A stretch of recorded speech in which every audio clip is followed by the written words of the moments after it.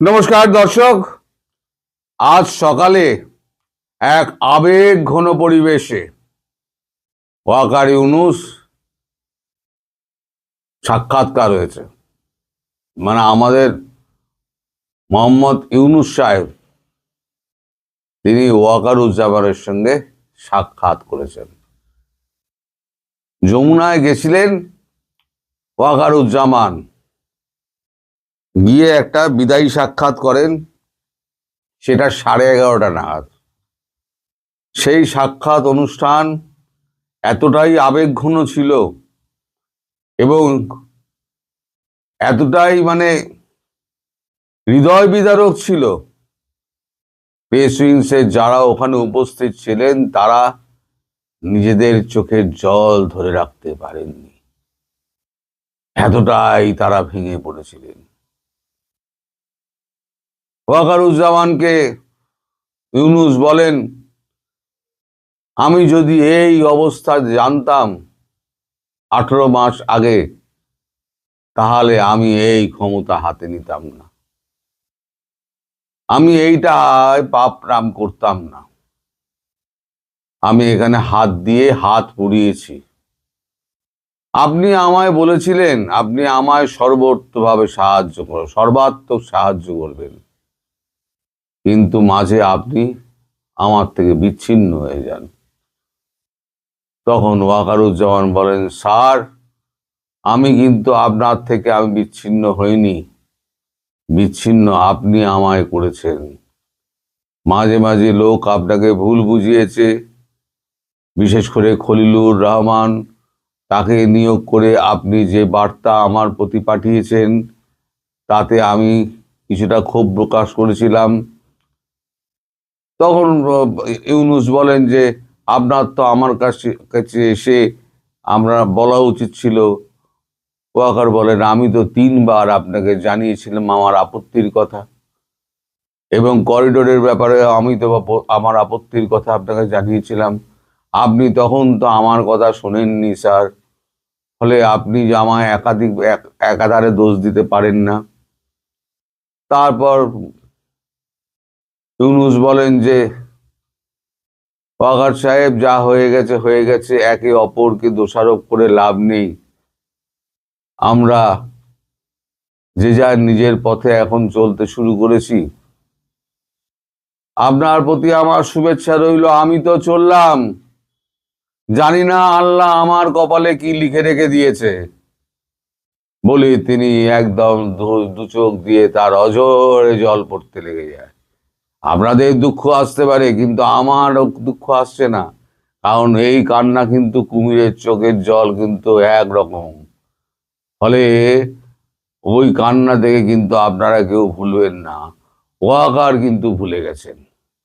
ওয়াকার ছুটে গিয়ে ইউনুস সাহেবকে একেবারে জড়িয়ে ধরেন, স্যার আপনি অস্থির হবেন না, আপনি সুস্থির হয়ে বসুন, এক গ্লাস জল এগিয়ে দেন, জল ফিরিয়ে দেন ইউনুস, আমার জল লাগবে না, এতদিন আমি সমাজের জন্য করে গিয়েছি, যতদিন বেঁচে থাকবো আমি সমাজের জন্য করে যাব, আমি যা করেছি দেশের জন্য করেছি। ওয়াকার বলেন, আলবাত আপনি দেশের জন্য করেছেন, আপনি সমাজের জন্য করেছেন, ইতিহাস আপনাকে মনে রাখবে, ইতিহাস বিচার করবে যে আপনি কতটা ঠিক করেছিলেন, কতটা ভুল করেছিলেন। আজকে হয়তো মানুষ আপনাকে চিনতে পারছে না, কিন্তু একদিন আপনাকে আমাকে ইতিহাস বিচার করবে যে আমরা ঠিক করেছিলাম না আমরা ভুল করেছিলাম। এই কথোপকথন চলে প্রায় 45 মিনিট। চা পড়ে ঠান্ডা হয়ে যায়, দ্বিতীয়বার চা আসে, সেটাও ঠান্ডা হয়ে যায়। আবেগে থর থর কম্পন, হাত কাঁপতে কাঁপতে চায়ের তো ওয়াকারের হাত থেকে চায়ের প্লেটই পড়ে গেল মাঝে কার্পেটের উপরেতে, এত আবেগ ঘন পরিবেশ ছিল। এই যে পুরো নাটকটা হয়েছে, এই পুরো নাটকের সময় কিন্তু ওখানে 8 জন প্রেস উইংসের লোকজন ছিলেন, তার মধ্যে আমারও 2-1 চেনাশোনা আছেন। তারা আমার এই যে পোস্টটা দেওয়ার পর তারা হঠাৎ আমায় ফোন করে আমার এই খবরটি দিয়েছেন, জানেন আজকে এই এই এই এই হয়েছে। সে কি কথা, তাহলে তো আগের খবরটা ড্রপ করতে হয়, ড্রপ করে তো এই খবরটা দিতে হবে, এটা তো আরো গুরুত্বপূর্ণ। কারণ একে অপরের থেকে বিদায় নিচ্ছে, এই চির বিদায়ের আগে যে বিদায়ের সুর যমুনায় বেজে উঠছে, সেই সুরের সুরধ্বনি যদি আমার কণ্ঠ মারফত আপনাদের কাছে পৌঁছে না দিতে পারি, তাহলে তো আমার জন্মই বৃথা। আমি কেন এতদিন ইউনূসের পেছনে লেগে থাকলাম? ইউনূসের পেছনে এতদিন লেগে থেকে আমি যা করেছি তার ফল তো আপনাদেরকে শোনাতেই হবে। ফলে আগের স্টোরিকে ড্রপ করে দিয়েছি, ওটা কাল দেব। জানবেন ওটা আজকে স্টোরি করা, কিন্তু কালকে আমি দেব। কিন্তু এই মানে কথোপকথন যদি আপনাদের সামনে তুলে না ধরতে পারি, তাহলে এই আমার 18 মাসে যে আমার যে কর্মকাণ্ড, আমার যে কষ্ট, আমার যে বকে যাওয়া, কত হাজার ঘন্টা যে আমি বকে গেছি এই ইউনূসকে তাড়ানোর জন্য, এখন এই 45 মিনিটের যদি 5 মিনিট আপনাদের শোনাতে না পারি, তাহলে তো আমার জীবনটাই বৃথা মশাই। আমি কি করবো এই জীবন নিয়ে?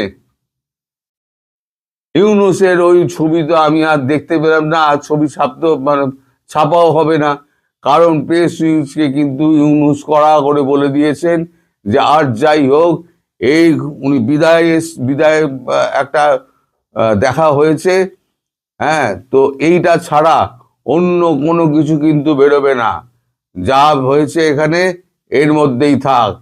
কিন্তু ফুটো ফাটা তো থাকে। লক্ষিন্দরের ঘরে কিন্তু সাপ ঢুকে গিয়েছিল, আমাদেরও ওরকম দু একটা ফাঁক ফোকর রয়েছে, যেখান থেকে খবরাখবর সুর সুর সুর সুর করে বেরিয়ে আসে।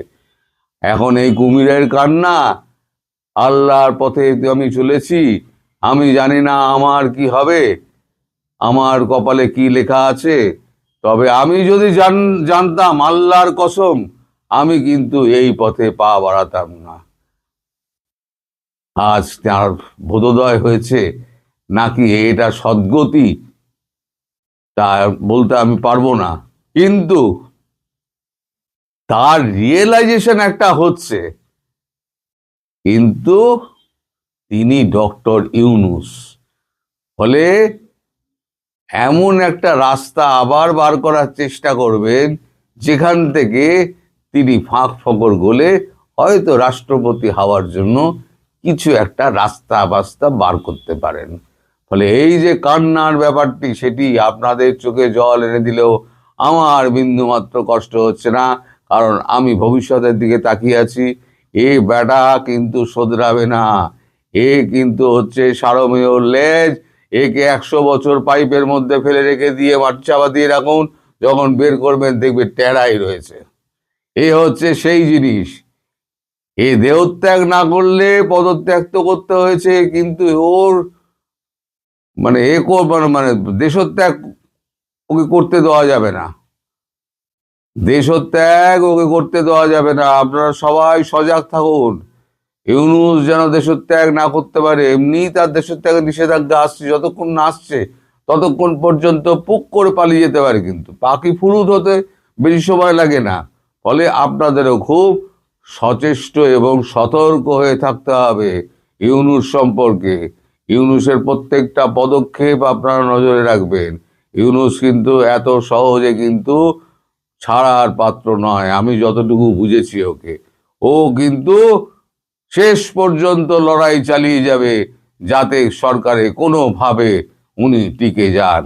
কারণ জানেন, আমি যদি সরকারে টিকে না থাকতে পারি, তাহলে আমার এই যে ওই তৎকালীন যে ব্যাংক, ওই ঢপের চপ ব্যাংকটা রয়েছে না, গ্রামীণ ব্যাংক, ওর প্রত্যেকটা ইট খুলে নেবে।